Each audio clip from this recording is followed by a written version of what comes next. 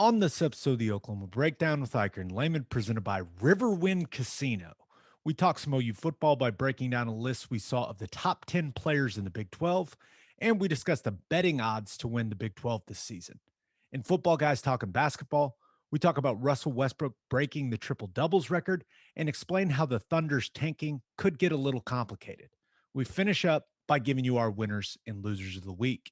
Please download and subscribe to the podcast. Rate it 5 stars and write us a good review. Follow the show on Twitter, Instagram, Facebook, and YouTube. Just search Oklahoma Breakdown on any of those, and you'll find us. All right. Our man Michael Hosty will kick this thing off. It's time for the Oklahoma Breakdown. It's a beautiful Thursday, May 13th, and you're listening to the Oklahoma Breakdown with Ikard and Lehman, presented by Riverwind Casino. Riverwind is Oklahoma City's premier casino experience, and your health and safety is Riverwind's #1 priority. There are so many reasons why Riverwind is consistently voted OKC's #1 casino, but it all starts with their amazing variety of gaming thrills and excitement.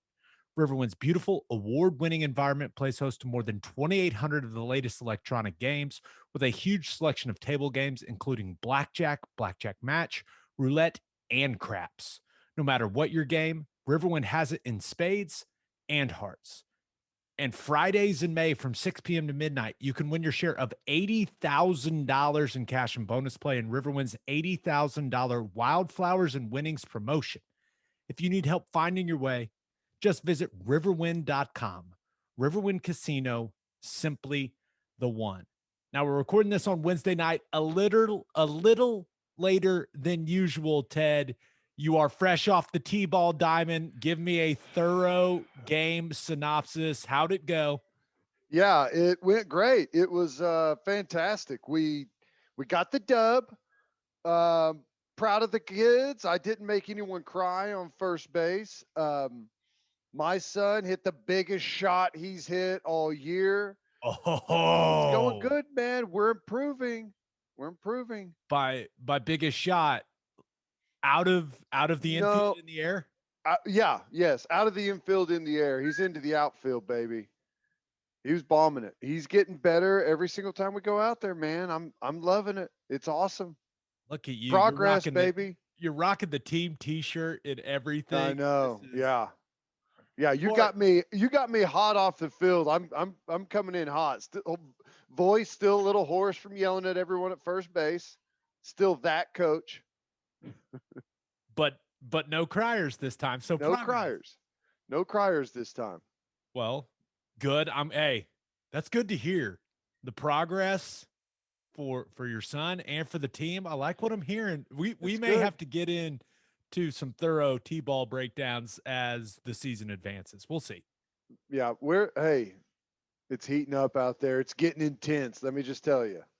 I like pressure's ramping up, mainly from the parents, not so much the kids. That's how it always parents are invested. Just a reminder, if you're listening on Apple Podcasts, to please leave us a 5-star review and a nice comment while you're at it. We've had people requesting guests for us to go after, and Ted, Sunday night, Sterling Shepard will be joining us. Number 3, Sterling Shepard. Number 3, we will discuss the number change undoubtedly, but yeah, talked to Sterling today. He said he's good to go Sunday night. So unless something changes, our man Sterling Shepard will be on the next episode. Let's get right to the OU football stuff. And there was something that both of us saw that caught our eye, and that was a list from 24/7 Sports. They came out with the list of the top 10 players in the Big 12 Conference for next football season. And here they are. Number 1, Spencer Rattler. Number 2, Breece Hall. Number 3, Bijan Robinson. Number 4, Marvin Mims. Number 5, Josh Sills, which out of nowhere for the Oklahoma State Cowboy. Number 6, Brock Purdy. Number 7, Nick Benito. Number 8, Charlie Kolar or Kohler, depending on who you talk to. Number 9, Deuce Vaughn. And number 10, Letty Brown. Ted, I immediately thought of you when I saw this list, because that is 1, 2, 3, 4, 5, 6, 7, 8, 9 offensive players in 24/7 Sports' top 10 Big 12 players. How angry are you at this list? And I like 247 Sports. I do. As do I. But it is the laziest list you could ever come up with at all. No thought into it at all. Spencer's the best quarterback. Oh, Brees, who had the most yards rushing? Oh, it's Brees Hall. Brees Hall's on that list. Bijan Robinson finished the year good. Let's put him on there. It's. I don't know how you come up with that list and put Josh Sills on there. He wasn't even all Big 12. I think actually he may have been AP all Big 12. I think he was. I think he was like first team AP all Big 12, but he was honorable mention from the coaches. I'm not even saying he should be on there or shouldn't be on there. All I'm saying is, of all the other, like that list, and then he's number 5 on there, it just seems I don't know how Marquise Hayes is a better player than Josh Sills. If we're going to put offensive guards on there, and I know, hey, I will give Sills credit. He played a lot of positions last year. He played some left guard. He played some right guard. He played some right tackle. Like he moved around for a decimated offensive line there in Stillwater, but he's not one of the 10 best players in the conference. No. I mean, he's not. No. So, and I mean, neither's Deuce Vaughn, in my opinion. I think he's a good player. I think he's good for what Kansas State does, but a top 10 player, I haven't seen enough from him yet. He's had a couple of flash plays, but statistically last year, he was just okay. Yeah. He had a nice game against Oklahoma, but I mean, if we're lining these guys up, 10 best players, I don't know. There's Isaiah Thomas, no doubt. Mike Rose, no doubt. The kid from Baylor, Petrie, no doubt is on the list. Okay, so when I saw the list, I was like, oh, me and Teddy are going to talk about this because of the complete lack of defensive players on there. But Mike Rose, I mean, the argument could be made that he may be the best player in the conference.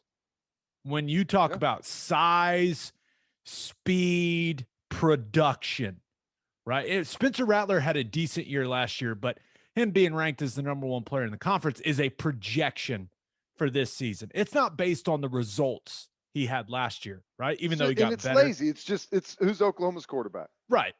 And the same thing with Brock Purdy. Yeah. Brock Purdy at the start of last year, he wasn't very good. I mean, to his own admission, wasn't very good. So I understand that when you make these lists, you put quarterbacks on it, especially, hey, you throw Rattler and Purdy on there because those are going to be the 2 best teams in the conference, right? That's easy. But not having Mike Rose on there, we saw him in person. I finally got to see him on the field. Gigantic. He is big as hell and can run. 6'4", 250. I mean, playing inside backer. I didn't see 10 other guys that impressed me. And maybe you disagree, Ted, but I didn't see 10 other guys last year that impressed me more than Jalen Petrie impressed me. No, you put him anywhere on that list, and I'm not going to argue with it, including the number 1 spot. That's how good I thought he was. He made every play all over the field. Tackles, physical, smart, beating tackles in the blitz game, beating wide receivers on jump balls, making one-on-one tackles on the best skill guys in the league. Yeah, hey, you put him anywhere you want. And then I saw Nick Benito on there, and he was productive last year. I think this is more of a projection for him next year, but like if it's between Benito and Isaiah Thomas, I mean, Isaiah Thomas was a better player last year, right? Or am I crazy? No, that's right. I mean, he played more positions. He was more productive at different spots. I mean, really filled in. I don't know. I mean, I feel like he was, if we're just saying who was the better player last season, I would lean towards Isaiah Thomas over Benito. I would lean. I mean, I'm not just saying for last year. I'd say projecting this coming season too. So, yeah. I mean, I don't know. You got to. I'm not saying you got to flood this thing with defensive players, but You gotta have more than one guy on there. I mean, come on. What are we talking about here? Right. Letty Brown's a good player. I like his game a lot there for West Virginia. We'll see if they can get the offensive line situation right, even though they ran it well last season. I I mean, mean, they it's a really Big did. 12 and there's 4 running backs on that list. That seems like a lot. Okay. Is it alarming? Because when I looked at the list, because when you think about, okay, top 10 players in the league, then you kind of think about, okay, who are the guys that can, project to the NFL? So your top 10 players in the league, you're thinking are guys that are going to be, first, second round draft picks, right? That, or at least Yeah. that's kind of how I think of it. There's one offensive lineman on there, and there's one defensive lineman, and Benito's kind of a, outside backer edge guy. I mean, there's no interior defensive lineman. There's no defensive ends. Like, I don't know if that says more about the talent at those positions in the conference or that they just think these guys are better. I kind of think it's more the former than the latter, right? Well, There's not premier talent at the line of scrimmage really in the Big 12 right now. I mean, OU's going to turn some guys out these next couple of years, but you look around the league and you're like, what? Will McDonald at Iowa State? He was more impressive in person, I thought, in the Big 12 yeah. championship game, No, but he's I a don't know. big, long rusher off the edge, but I don't know how necessarily he translates to the draft. I mean, it's like a Jaquan Bailey. He was a really good player for them last year, went undrafted. So, yeah, I think a lot of that is they're fighting narrative. I think that the Big 12 players are fighting some narrative there a little bit, but it's definitely getting better. There's no doubt that the Big 12 defenses have improved drastically over the last couple of years. I mean, Oklahoma is the best example of that. You between West Virginia, Oklahoma, Iowa State. I mean, Baylor's played really good defense, and I honestly, I'm maybe more interested in what Texas looks like defensively than even offensively. They hired a great staff on defense. So, yeah, I think those numbers draft wise for the Big 12 are going to come up defensively.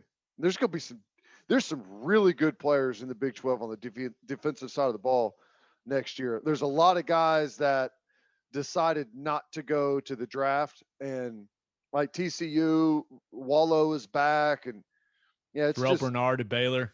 yeah, it's gonna be an interesting year defensively. And one guy, you and I, because I was thinking about, okay, if we're like projecting and like predicting for next year, Quentin Johnston, Yeah, dude, I'm telling you, gonna have a season. He's gonna have a season. There's something wrong if that kid doesn't have a big year, honestly. yeah. Well, I mean, add him to the list. I think this year defensively, which is so funny because like everyone else nationally has trended offense, and the Big 12 has trended defense. And we're going to have our best group of defenses that this conference has probably had in a decade or more. I hope so. Also, I think Perion Winfrey can play himself onto a top 10 players in the Big 12 list. No doubt. That's a big athletic dude. Okay, one more thing. OU football wise, betting odds are out, Ted. They are out for who is going to win the Big 12. And you can find them a lot of different places. But the first ones I saw came from betonline.ag. And OU is the favorite at 5-7. Texas has the next best odds at 11-4. Iowa State has the third best odds at 7-2.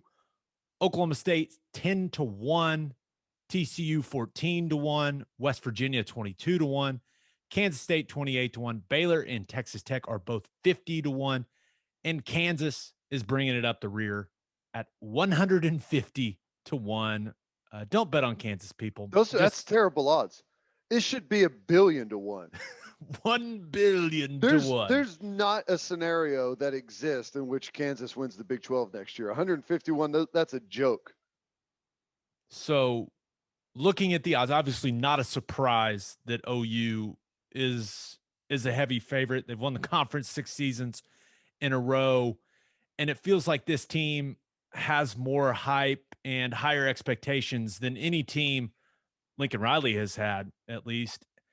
And at this point, for me at least, it feels like betting on anyone else is just like setting money on fire. Teddy, I don't know. I kind of feel like the league missed its chance last year, right? OU was vulnerable last year, and Iowa State tried to take advantage of it, but just couldn't quite do it, couldn't finish the job. And I don't know, man. That 5-7, I know it's not good odds. Bet $7 to win 5, you come home with $12. But I, if I had to put my money on anyone, it'd be Oklahoma. I mean, it really would be, despite the crappy odds. Yeah. Um, I think Iowa State's going to be really good. If I'm not betting on Oklahoma, I'm betting on Iowa State. I just don't know anything about Texas. I mean, I know that they've got obviously a new coaching staff and a good coaching staff, but I don't know who their quarterback's going to be.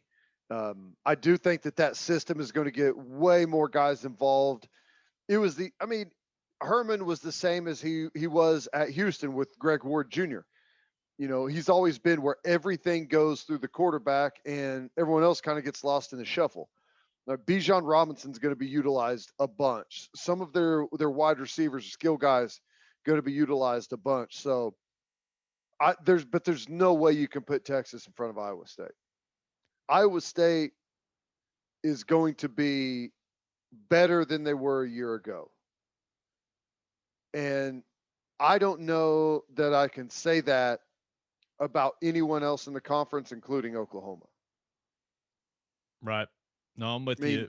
Oklahoma, we've talked this team up a lot, and the expectations are up there, and I think it has more to do with like the situation nationally, more so than really this team. All those teams are replacing quarterbacks, and this was kind of our year. But like, would you say our offensive line is going to be better than they were last year? As of like today, they have a chance to get there, but I'd say they'd be similar, and they'd be a lot worse at center. Yeah, that's kind of what I'm saying. Is like the two guys we lost, we're not replacing them with bad players, but we're not replacing them with better players. At least not yet. They can play. Maybe they'll play themselves into some spots like that. And are we better at running back? I mean, Gray looks good, but is he better than Ramondre Stevenson? I can't say that yet. So I think we're going to be better defensively. I don't know, man. I'm maybe it's just talking about this team nonstop throughout the offseason, but I don't know. I think Iowa State is going to be right back like they were last year. And, they had a chance to go down and win the game in the fourth quarter. Yeah. And they've been, remember, Matt Campbell barely even let them practice this spring. Yeah. They did things a little differently. They just lived in the weight room and got jacked. So they're going to look the part. There's no doubt about it. But I thought it was so funny. And Iowa State has the second best odds at a couple other sports books I looked at. So this isn't but there are others that have Texas having the second best odds in the Big 12. And I just thought that was so bizarre. You mentioned it. We don't know a ton about Texas. Is Sark that good?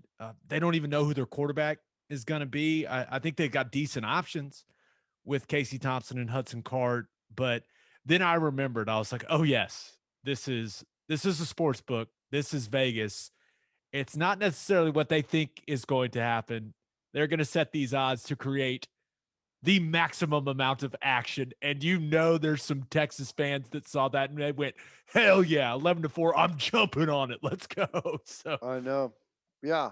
Yeah. It's not necessarily what they think. It's the money is kind of setting it there a little bit. They're trying to get action on both sides of it. So yeah, I don't know. I would say that as of right now though, Iowa State, I mean, is Jaquan Bailey, he's the only guy they lost, right? Yeah, I Like believe they've got, meaningful player. yeah, I think they've got like 20 or 22 back. Yeah. I mean, and they've got some young players that I assume have gotten better, that will get better in the offseason. So, yeah, I would say it's going to be really good. Really, Yep. really good. But I mean, you look at Texas, I do think, the question marks offensively, who's going to step up for them offensively, right? Bijan Robinson and Roshan Johnson. I think they're in a good situation at running back, but they need playmakers to step up at wide receiver. I mean, Mhm. Joshua Moore was solid last year, but Jordan Whittington, Jake Smith, all those guys, they've just been hurt. Yeah. So I think that, if Sark replicates the system that he had at Alabama, I think you're going to see their skill position guys really take off, because it's been the Ellinger show for the last 5 years. It's all we've heard about. you're He going to was the miss running QB game. sweep and QB power, aren't you?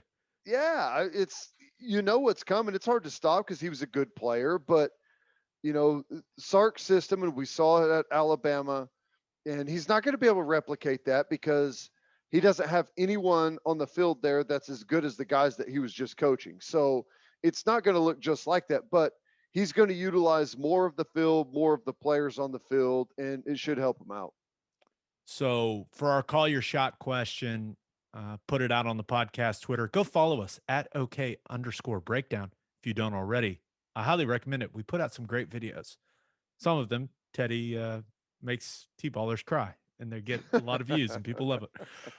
Our call your shot question was, if you had to put money on a team other than Oklahoma to win the Big 12, who would it be? Our first one comes from our man Matt at I Kill Pop Tarts on Twitter. He says the obvious bet would be Iowa State, considering what they're returning on defense, along with Brock Purdy and Brees Hall. In my opinion, I think TCU can make some noise this year. Man, I understand what our man I Kill Pop Tarts is saying with TCU, but I'm just gonna at this point, I'm just gonna have to see it before I believe it. Like it's been 3 bad years in a row for Gary Patterson. We've been expecting the TCU bounce back, and it hasn't come. And you look at it, they just haven't been good along the offensive and defensive line. And until I see some improvement, especially on that offensive line, where they show they can protect Max Duggan and give him time to get the ball to these skill players, I'm not a TCU believer. I'm just not. No, I agree. One team that I think is interesting only because of the odds. 28-1 with Kansas State, I think, is at least interesting if you're looking for like a long shot play, because 14-1 is not enough of a long shot. Like even West Virginia at 22-1. I think Oklahoma State at 10-1 is why they're there. I don't know why Oklahoma State's there. They are. I mean, I don't know, but I will say this. Mike Gundy sounds about as happy as I've heard him sound in a long time. We interviewed him on the Sirius show, and he was in a great mood and felt great about the football team. He said they're gonna have the best special teams unit they've had since he's been there, and all this stuff. He seemed giddy about what was going on in Stillwater. So maybe he knows something. Maybe that 10-1 is solid value for what they're going to roll out there on the field. Maybe Spencer Sanders figures it out. I don't know. They got a good stable of running backs. I like their running they backs. do. I'm just at some point, Spencer Sanders is what we've seen. How long can we keep saying how much potential he's got? True. Still, the best game that he's played is his first start at Oregon State. So All I know is what Gundy told yeah, us. And he said that Spencer Sanders has made the progress he should have made last spring this spring. So I assume he'll be better, but who knows? maybe he has a breakout year. Our man We need to, Tyler Burton at Tyler Burton 7 on Twitter says it's easy. It's Iowa State. 20 starters from last year's team coming back, and they get both Texas and Oklahoma State in Ames this fall. Look at you studying the schedule already. Tyler, proud of you. That's a good point, though. I mean, that is a good point that they get Texas and Oklahoma State because they got to go to Norman. But all you got to do is get second and you make the Big 12 championship game. So they can drop the one in Norman. If they win those games, they're going to be in really good shape. Yeah, well, one of the questions is, can they beat Iowa? As good as they've been recently, they can't beat Iowa. You can't do it.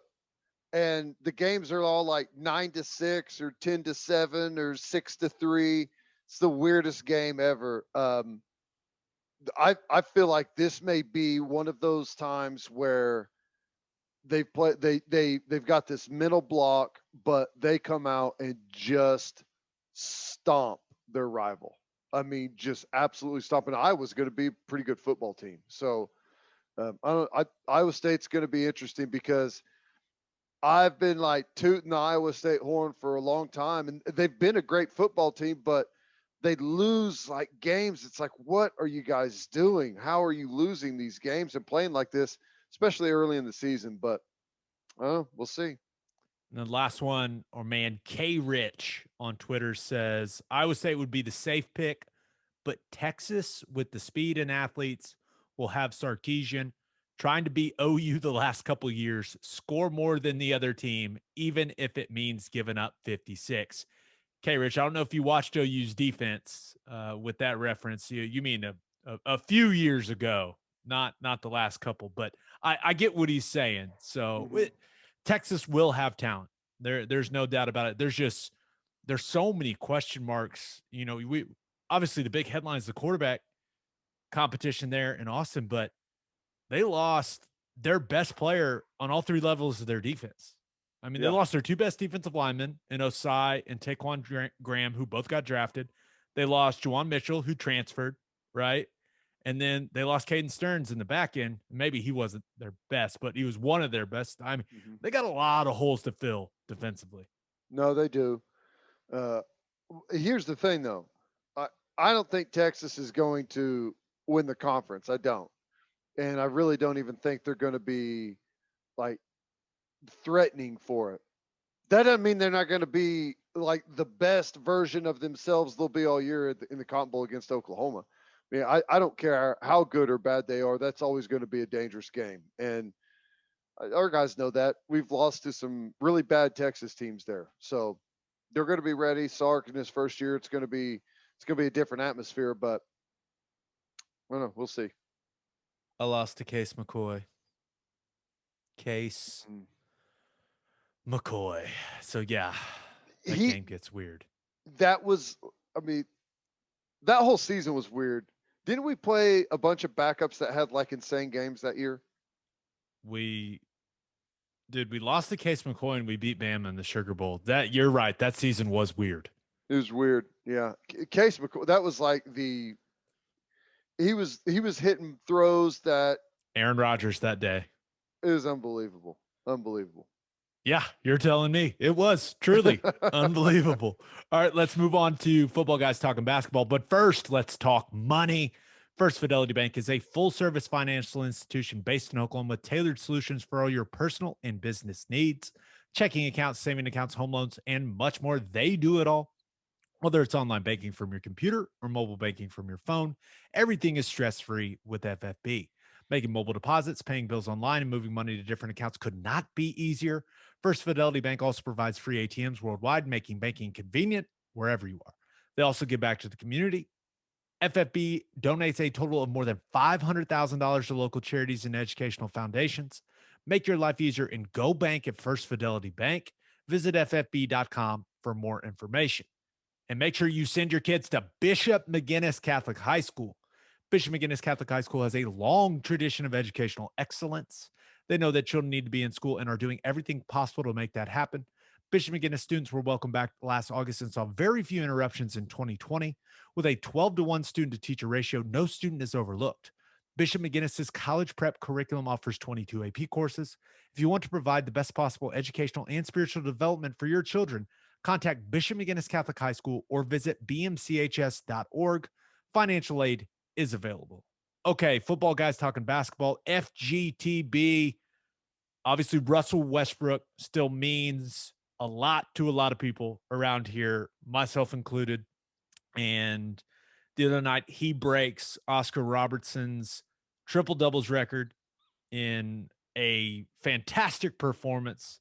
28 points, 13 rebounds, 21 assists in a loss, but who really cares? And the sequence that took place when he broke the record was so perfect. He gets like an uncontested rebound, goes down the other end, jacks up a shot, bricks it horribly. It was just, mwah, it was perfect.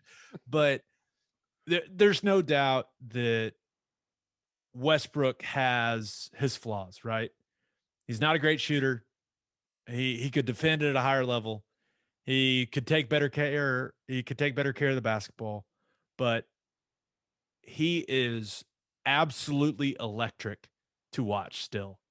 And he is incredibly productive, and he is unapologetically himself on and off the court. I mean, he's just him at all times, and I respect the absolute hell out of that.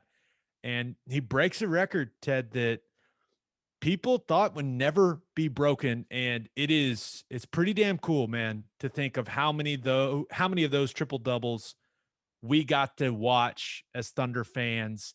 And I'm happy for him, and it's pretty awesome that he is officially the triple double king.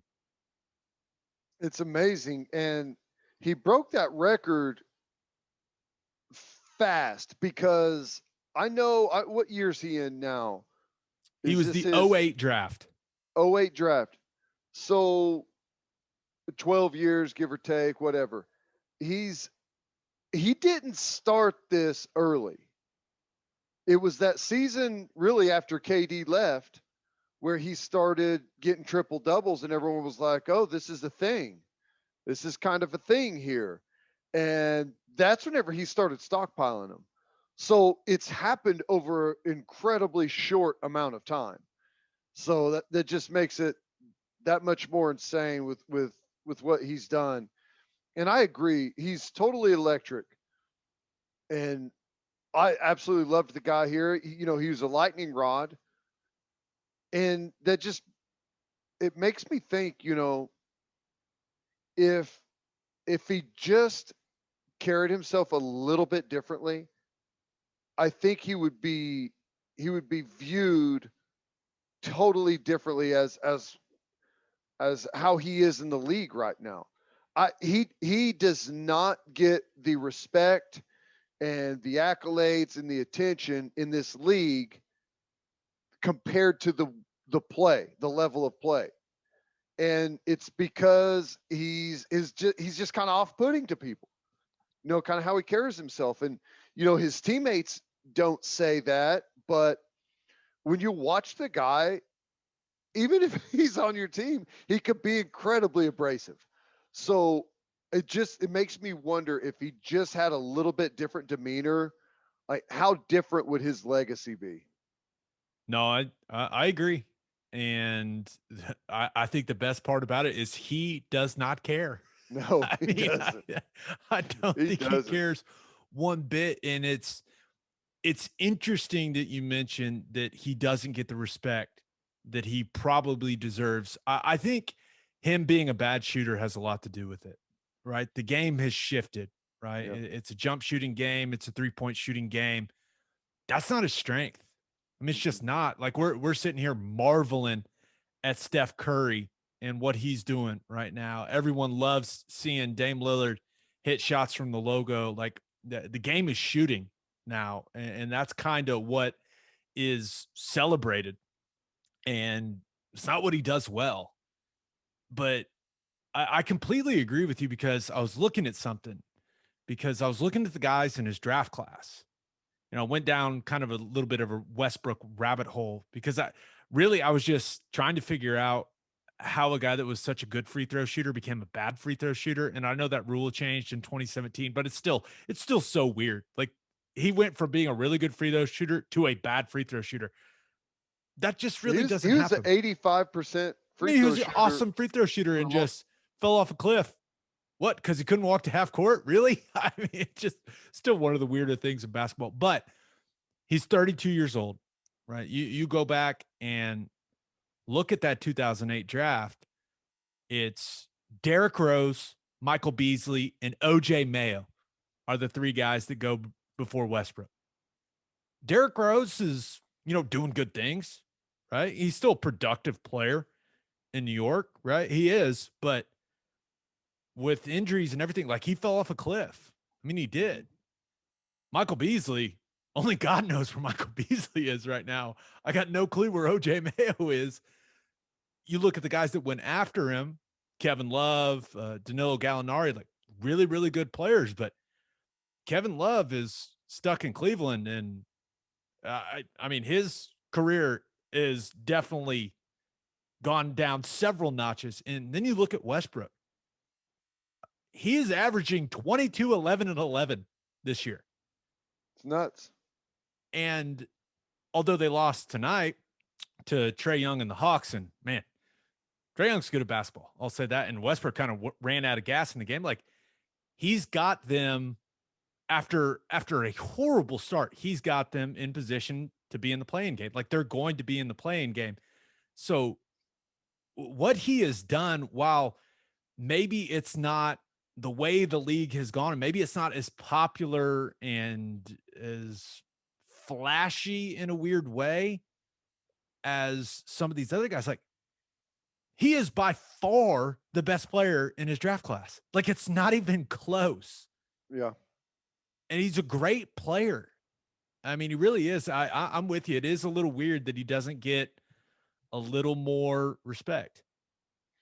Yeah, and depending on how long the guy wants to play, he's going to have to develop his shot. He is, and we've been saying that though, right? I know, but it's going to fall off a cliff. It's going to fall off a cliff, and it just had. Maybe he's a freak of nature. He definitely is a freak of nature, but it will happen at some point, and usually it happens whenever you have some type of injury. But he doesn't look like it's anytime soon, but it's going to have to happen. I just don't know. I don't know that it will until he's forced to, because I just, off the top of my head, I've been sitting here thinking he is an incredibly explosive player.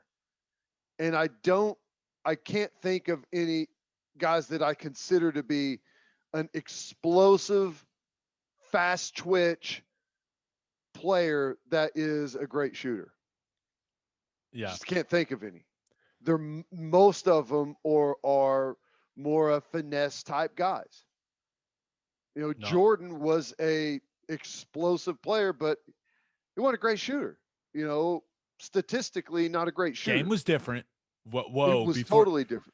Be careful going after Michael Jordan. You're going to get some people coming after us. You never know where they'll appear from. Great foul shooter. But it's, and I don't know. I don't know if there's a correlation as to why there's not the explosive guys, or if it's just that they've never had to develop that part of their game as much as others. I don't know why that is, but I don't know. It's crazy. At 32, he does not look like he's slowing down at all. It's amazing. Yeah, and especially with Bradley Beal having that little hammy issue. I mean, he is, and it's a rough 32 now.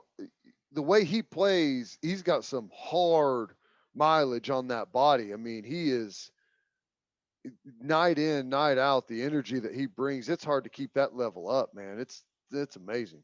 Yeah. Incredible athlete. He's still awesome to watch, though. I know he can't shoot. I know he's a little abrasive with everyone, but man, he's fun to watch. And no one, at least on the offensive end of the floor, no one in the league plays harder. I mean, that's why I appreciate his game.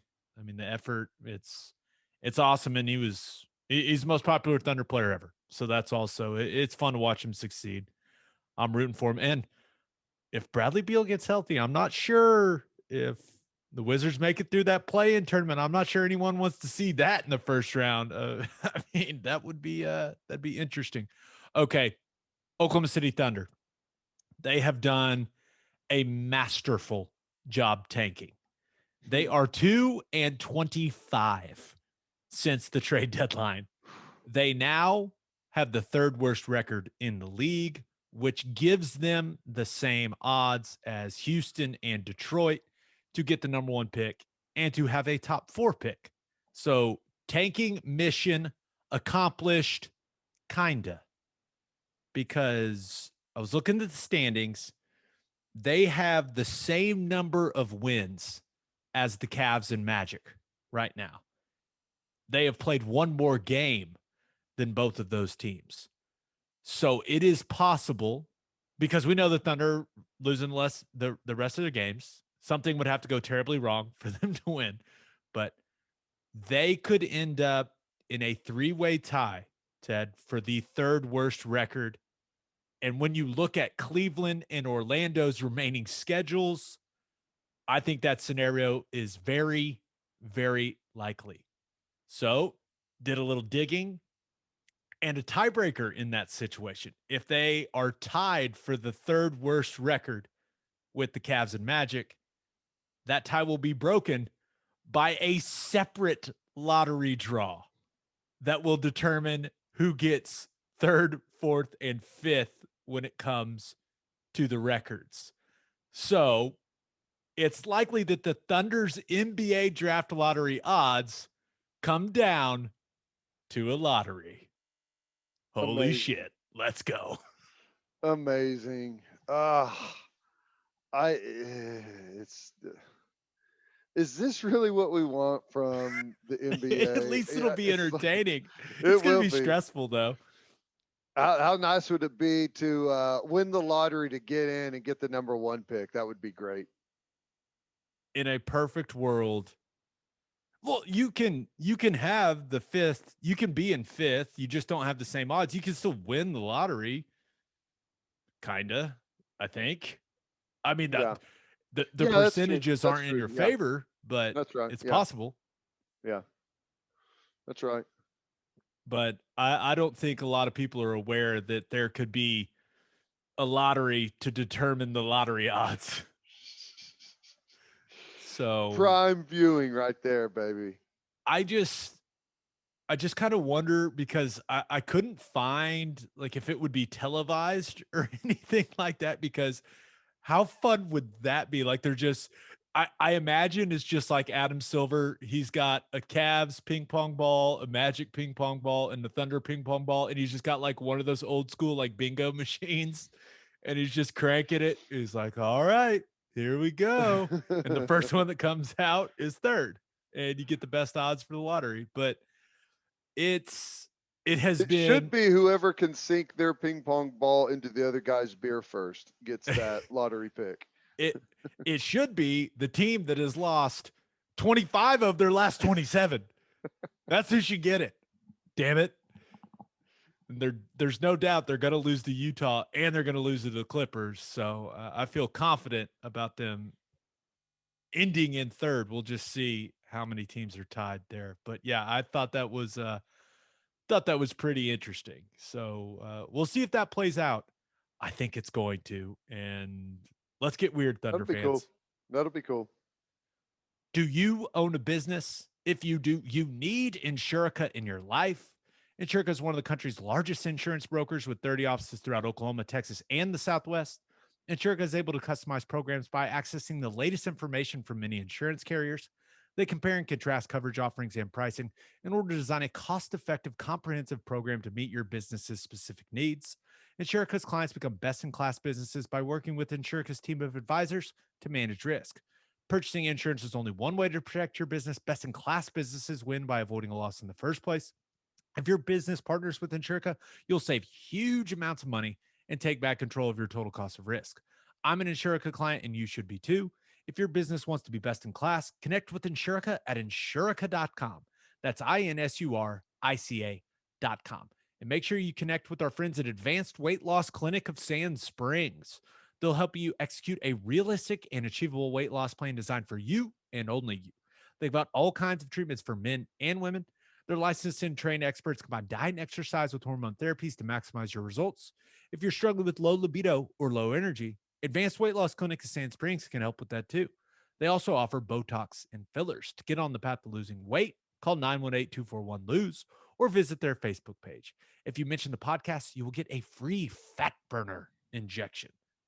It is time for our winners and losers of the week. As always, Ted, kick us off. Who do you got as your winner of the week?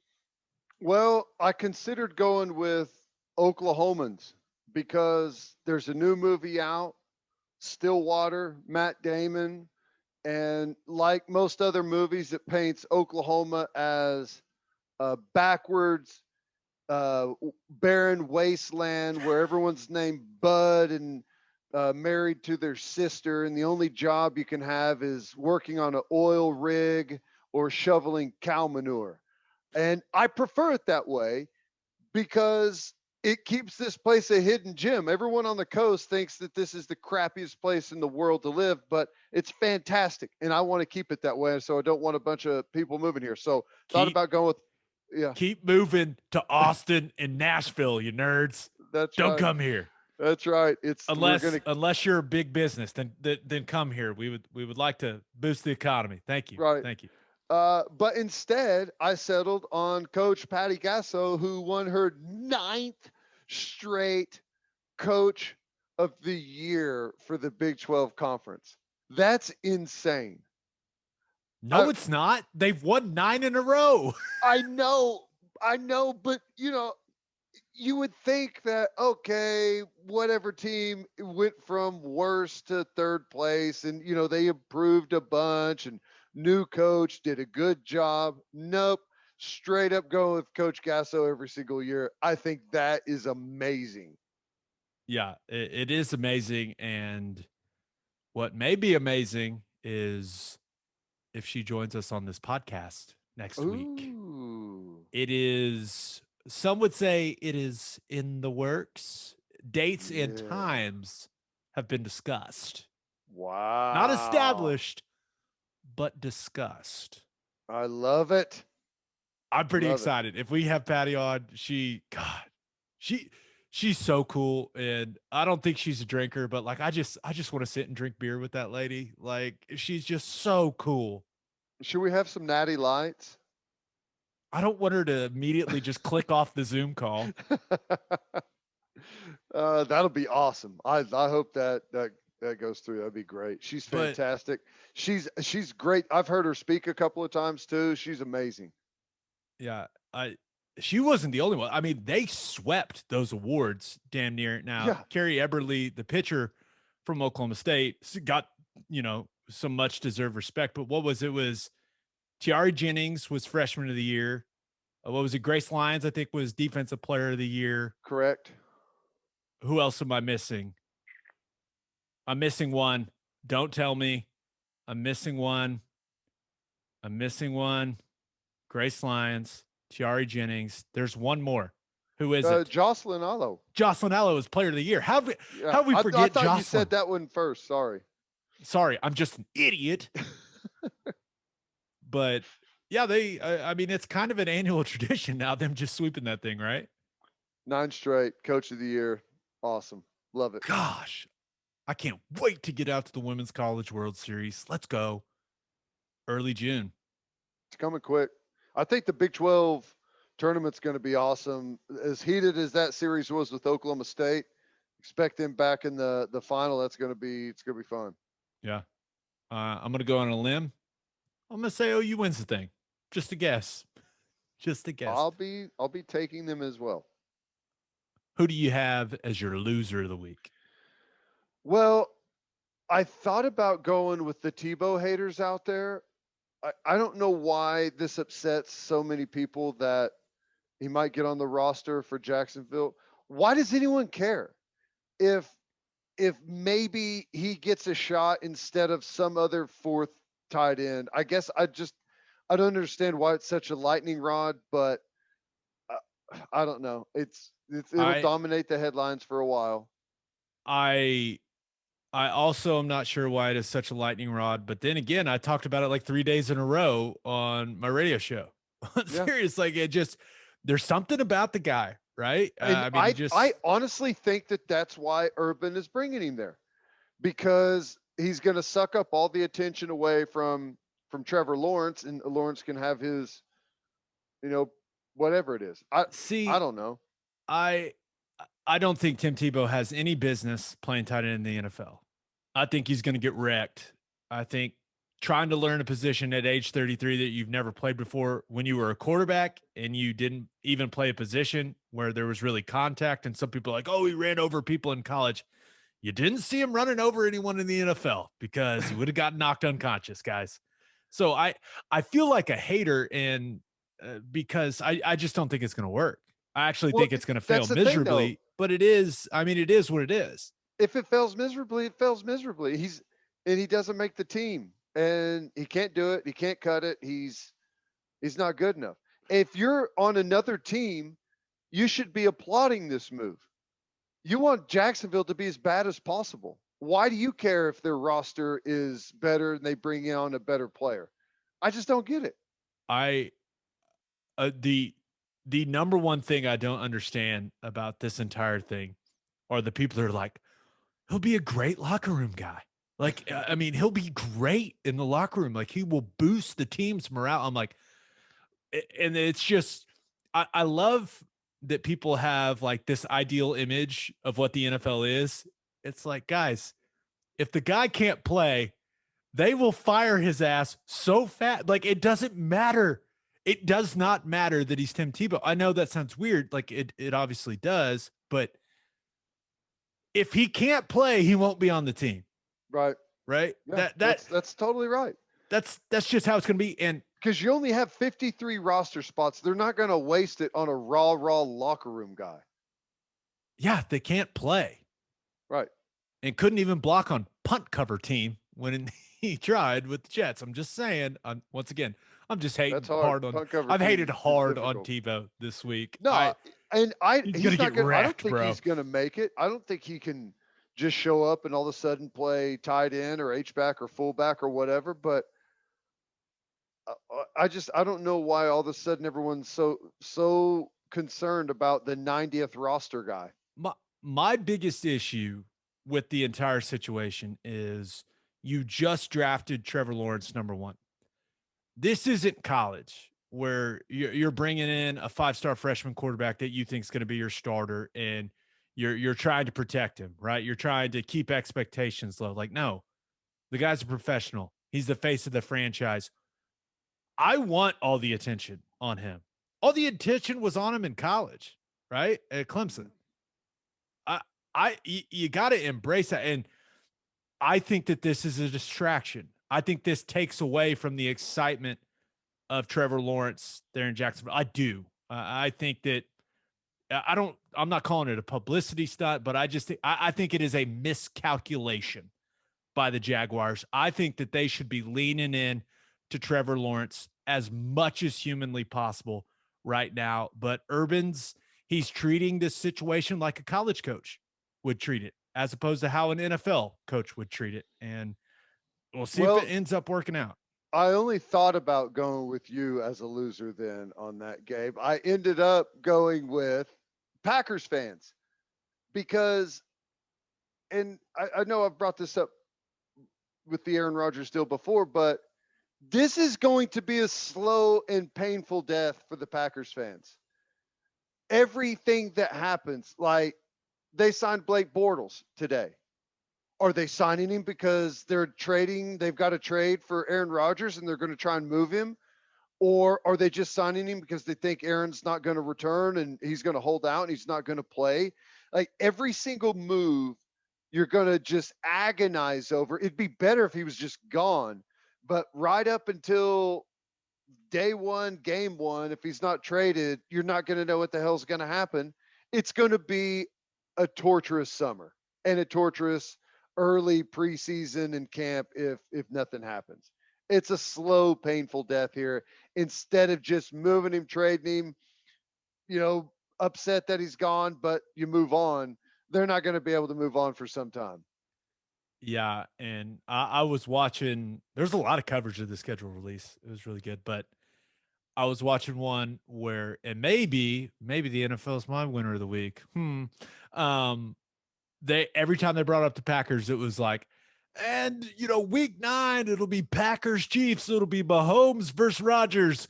Maybe like, will Aaron Rodgers still be the quarterback in Green Bay? Every time they brought up one of the games, that's what they talked about. I mean, you're right. It is going to be painful for Packers fan because it still doesn't feel like this is going to end well for No. them. It just doesn't.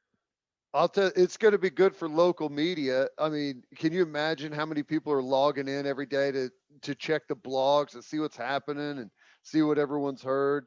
It's crazy. Yeah. Poor Packers fans. All they want to do is own their team and be happy, and Aaron Rodgers is mad. We'll see how it goes. Guys, spring is here and you know what that means. It is hard seltzer season, baby. And there's only one hard seltzer that we drink on this podcast, and that is Will and Wiley Hard Seltzer from Koopa Ale Works. It's perfect for any occasion. We drink it by the pool, at the lake, and at the tailgate. It's made in Oklahoma, and it is absolutely delicious. Will and Wiley is customized for the Oklahoma lifestyle.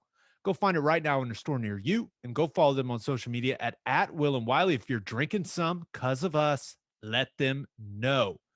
Okay, my winner of the week.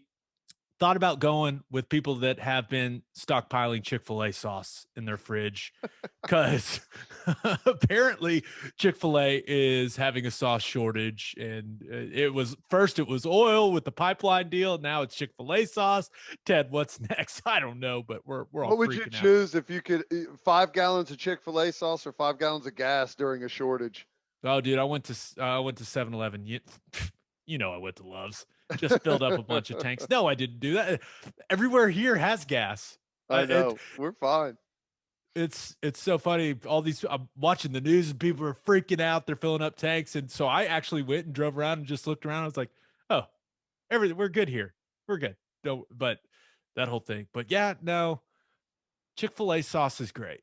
It is great. But I only had like 3 pack. I checked in my fridge because I was like, I'm gonna sell some Chick-fil-A sauce. I'm gonna make some good money. We only had 3 little packs of it in the fridge. That's only you got to hold on to that amount. You can't let any of that loose. The emergency supply is what I call it, just in case they short me, which they might now that there's a shortage. But my winner of the week, NFL football fans, even the Packers fans, I'm including you and all your pain, Packers fans. They're the winner of the week because the NFL schedule is out and every fan is going through the schedule, talking themselves into how their team can go 15-2. And it's still so weird that there's 17 games now. It's crazy. Going to take some getting used to, but we've got some awesome matchups in week 1. Kicking it off, Cowboys at Bucks in the Thursday night season opener.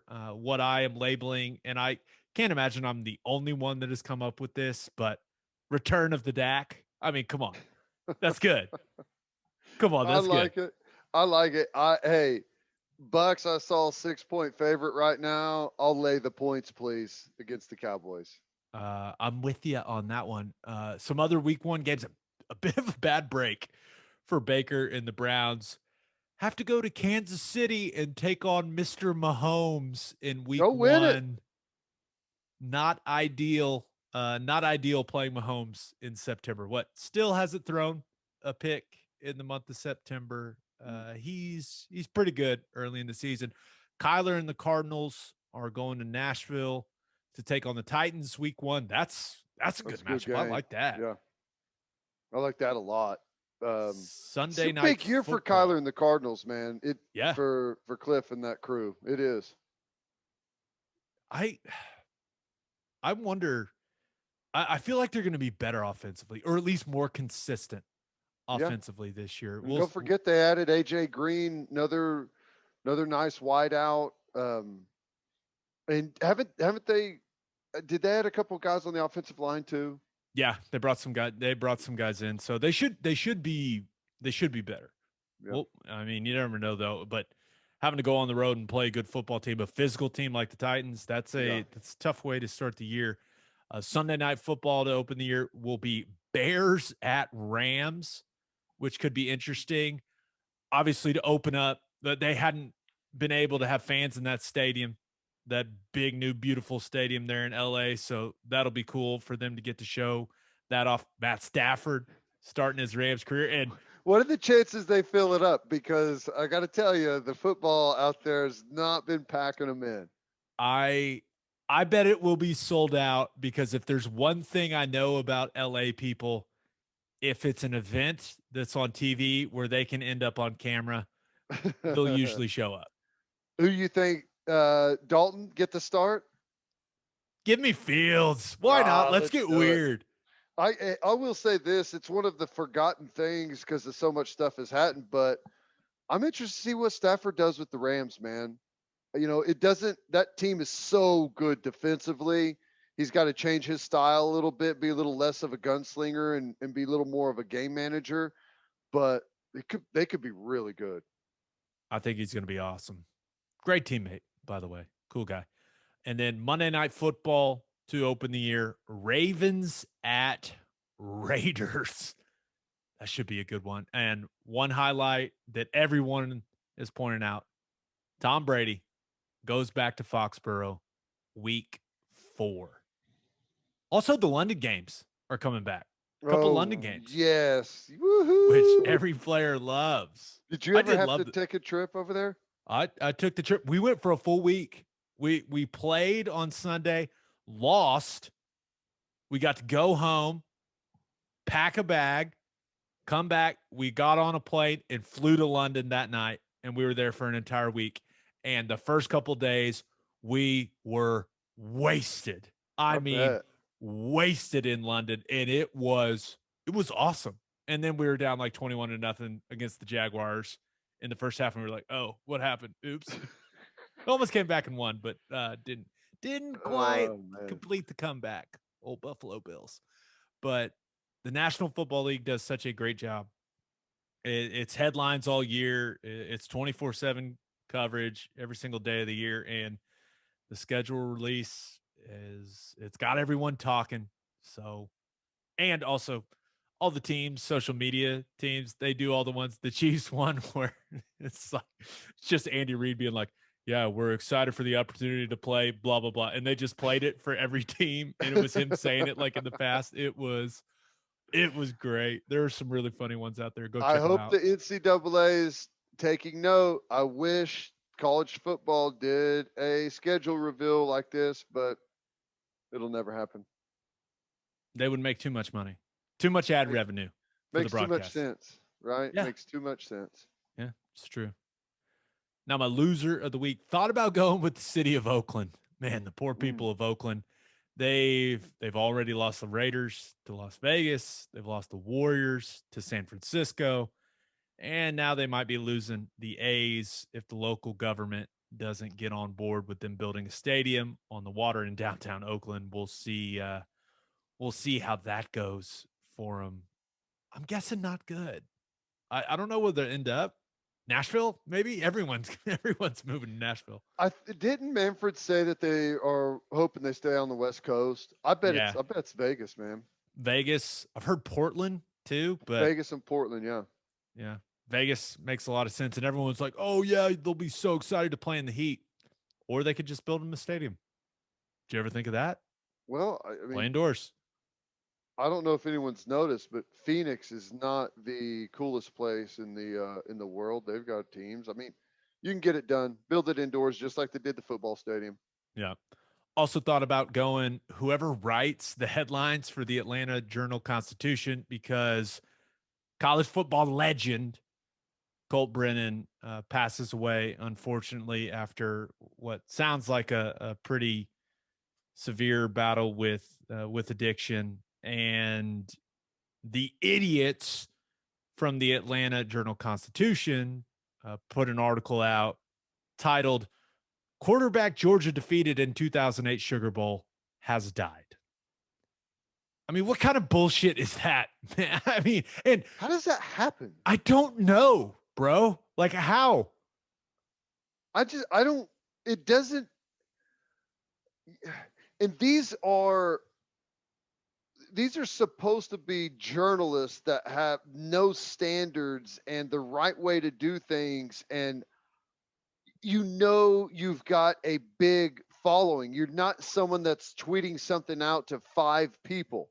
You've got a big following, thousands, tens, hundreds of thousands of people, millions are going to see it. How does that not cross your mind? And The at the very baseline level, how do you even think that way to even come up with that? I mean, it got worse. The people were so mad about the initial headline, they delete it, right? But all they did was change it to quarterback in 2008 Sugar Bowl has died. Like they just, I, it blew my mind, and it made me mad because a lot of people were celebrating Colt Brennan, and we should. Like I still remember staying up watching those whack games, in 06, 07, when he was just slinging that thing around. I mean, he made Hawaii football cool. He had people playing as Hawaii on NCAA football. I mean, that's how good and fun he was to watch. Like, and for them to disrespect him like that, and then for it to steal a big part of the story, that made me upset. Yeah. Made me upset. I didn't know the guy at all, but it was annoying. I hated the story. I hate to hear that it in that way and that he struggled so bad. I mean, so much talent, but also so much uh, just I don't know, tragedy, injuries, devastating car wreck with a brain injury. I think he had 2 knees and 2 hip surgeries. It's just I hate that he was constantly having to battle all of those things, and it's just Yeah, terrible. it was it was a good reminder that even if you think people are doing well, hey, check on your people. Just check in. Check someone random, fire off a text, start a conversation, see how they're doing. Someone you haven't talked to in a while. Just you never know what the difference, and you never know what difference that'll make. Okay, but my loser of the week is golf when it rains, because on Tuesday, the Oklahoma 6A Boys Golf State Tournament was being played at the Forest Ridge Golf Club in Broken Arrow. And I don't know the fine people that manage the Forest Ridge Golf Club in Broken Arrow. I don't. But I can tell you one thing. I don't think I'd like them very much. I really don't, because there was a weather delay. It was from like 10 to 1, and there was still a ton of daylight. Course was definitely wet, I'm assuming, but the people managing Forest Ridge decided that they didn't want to let those kids get out there and finish the final round. So they just canceled it. And they said, hey, only the first 36 holes matter. So whoever was winning then, as a team individually, your state champs, that's that. Now, Edmond North probably would have won anyways, but the 5A championship, this is what pissed me off. The 5A championship was happening 10 miles away, and they finished. What the hell, Forest Ridge? Let the kids play golf. Your course isn't that important. What? How does that happen? I don't know. Why don't you just come back the next day and finish? I don't understand. That's what I'm saying. I don't. You can't just say that. Well, it's over. That was fun. Oh, you can, because that's what Yeah. those losers did. I don't know. That seems really weird to me. And you, if there's no lightning, let's play some golf. If you got standing water, take a drop. Let's play some golf. It's not that big of a deal. It gets worse, because on Wednesday, the NCAA Women's Golf Regional in Baton Rouge was canceled without a single shot being hit. So the top 6 seeds automatically advanced. Now, that is the rule. I'll say that is the rule. But the NCAA committee rep that came out to announce it said, quote, even though the course is playable, it's not playable at a championship level. If it's playable, then you play. And when he says it, like these people are in the parking lot are filming, they're like, wait, what the hell? You said it's playable. What are you talking about, man? And if it's playable, you play. And it gets worse because some of the coaches that were there for the regional are walking the course that day, taking pictures, taking videos like, this looks very playable to me. We should be out here playing. At the Division I level, how is this a thing? Like, hey, guys, we're not playing top 6. You move on. Hey, the other ones, go home. Season's over. Like, how's that a thing in D1 golf? It's like, sorry, bud, I'm teeing off. I'm playing my 18. Okay, call the cops if you want to. I'm playing. It's so stupid. I guess NCAA. I don't know how these things happen. Especially NCAA. We'll play it tomorrow, right? Go play somewhere else. Play right? somewhere else. Play a tournament. You got to play it somewhere. That's ridiculous. It's playable, but not at a championship level. Wow. I don't know. It was like the third straight day it had been canceled. So they didn't play any golf at all. And the reason it kind of applies locally here is Tulsa was one of the teams at the regional. Yeah. The Tulsa women's golf team was there, and they weren't one of the top 6 seeds. So they didn't get to play any golf. They didn't get the chance to, upset someone. It's frustrating if you're a senior and you have a chance to. I'd lose my mind, bro. I know. I mean, I don't know why I'm calling you bro so much tonight. I like it. I kind of like it too. I feel, I don't know why. It just feels right tonight. Maybe it's the T-ball shirt. I don't know. But I saw that, and I was trying to imagine, like, kind of trying to relate it in football, and it would never happen in football, right? But it would never happen in any other sport. That's what I'm saying. It would never. You'd play it the next day or the next week if you needed to, or 2 weeks if you needed to. And I know that golf is a little bit different as they do this. Those courses, they've got to get them geared up for that, that level of grooming and all of those things. But you still have to play it, even if the course is not at a championship level. It has to be played. I have right before, because we're pretty much done. By the way, that golf, that stuff, both of those situations bother me. I mean, it's just ridiculous. But we talked about the possibility of the 3-way tie for the Thunder to be to have the 3rd worst record. Well, my brother just texted me while we were recording. The Cavs just beat the Celtics. Let's go. What a bunch of idiots. Idiots. Losers. Well, they're the loser of the week. You're so stupid. Let's go. Thank you. Hey, shout out to the Cleveland Cavaliers. We appreciate ya. And on that note, episode 111 in the books. We'll have a new podcast that'll drop Monday morning. Sterling Shepard scheduled to join us. Just a reminder, you can hear Teddy from 2 to 6 on Sports Talk 1400. And you can hear me from 3 to 5 on Sirius XM, Big 12 Radio, Channel 375. Hope you all have a great weekend. Till next time, we appreciate y'all for listening. And do what you always do, Oklahoma. Take care of each other.